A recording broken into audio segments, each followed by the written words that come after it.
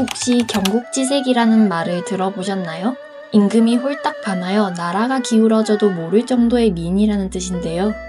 중국 역사에는 경국지색 때문에 실제로 나라가 위태로워진 일이 있었습니다.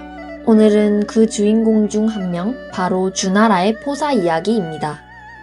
주나라 여왕 시절 궁에는 무려 800년 동안 전해 내려온 신비한 상자가 있었습니다. 여왕은 그 안에 금은 보화가 있을 것이라 기대하며 상자를 열었죠. 하지만 그 안에서 나온 것은 검고 냄새나는 용의 침이었습니다. 침이 바닥에 떨어지자 도마뱀으로 변한 후 달아났는데요. 마침 지나가던 어린 궁녀의 치마 속으로 쏙 들어갔습니다. 세월이 흘러 그 궁녀가 60세가 되던 해 웬걸 갑자기 아이를 낳았습니다. 40여 년 전 치마 속으로 들어간 그 도마뱀이 여자 아기가 되어 태어난 것이죠. 그러나 나이 많은 궁녀가 어떻게 임신을 했는지 다른 사람들에게 설명할 방법이 없으니 아기를 몰래 내다버렸습니다. 때마침 지나가던 자식이 없던 부부가 아기를 데려가 포나라에서 키웠고 아이는 포사라 불리게 되었습니다. 포사는 자라면서 점점 놀라운 미모로 소문이 자자해졌습니다. 그런데 당시 포나라는 강성했던 주나라에 매년 미녀를 바쳐야 했어요. 아름다웠던 포사도 이때 주나라 유왕에게 보내졌습니다. 유왕은 이미 결혼하여 황후와 태자도 있었지만 신경 쓰지 않고 포사에게 푹 빠져 나라 일이고 뭐고 전부 뒷전으로 밀어둡니다. 낮에는 포사 곁에서 사랑 노래를 부르고 밤에는 술에 취해 포사 얼굴만 바라보며 허송세월을 보냈죠. 하지만 한 가지 문제가 있었습니다. 포사가 좀처럼 웃질 않는 겁니다. 유왕은 포사를 웃기려고 온갖 방법을 써봤지만 쉽지 않았어요. 그러던 어느 날 유왕은 비단을 찢을 때 포사가 살짝 미소 짓는다는 것을 알아냈습니다. 그날부터 궁궐에는 비단 찢는 소리가 끊이질 않았습니다. 매일 엄청난 비단이 쭉쭉 찢어져 나왔고 나라의 창고는 텅텅 비어갔어요. 그러던 중 포사가 드디어 박장대소를 터뜨린 일이 벌어집니다. 그것은 바로 봉화장난 때문이었어요. 당시 주나라에서는 외적이 쳐들어오면 각 지방을 다스리고 있던 제후가 병사를 이끌고 왕궁으로 와서 왕의 전쟁을 도와야 했습니다.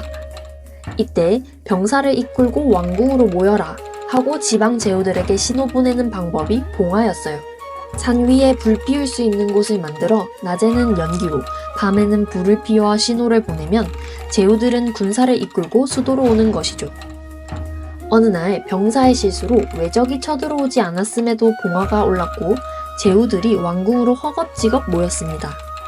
그러나 외적이 쳐들어오지 않았다는 사실을 알게 된 제후들은 황당해하며 돌아갔어요. 이 모습을 본 포사가 큰 소리로 웃었던 겁니다.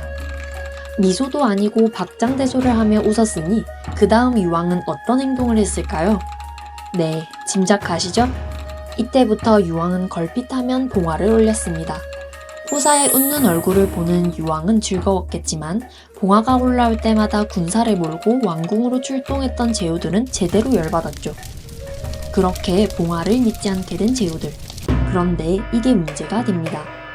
유왕이 황후와 태자를 쫓아내자 황후의 아버지는 분노하며 견융족을 찾아가 그들을 설득해 주나라를 공격하게 만들었습니다. 갑작스러운 견융족의 공격에 놀란 유왕은 봉화를 올렸지만 제후들은 유왕의 장난이라 생각해 나타나지 않았어요.